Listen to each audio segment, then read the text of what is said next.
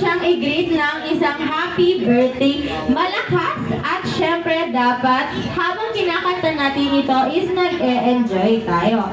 Okay, keep remain standing and tayo sa and Ate Sam.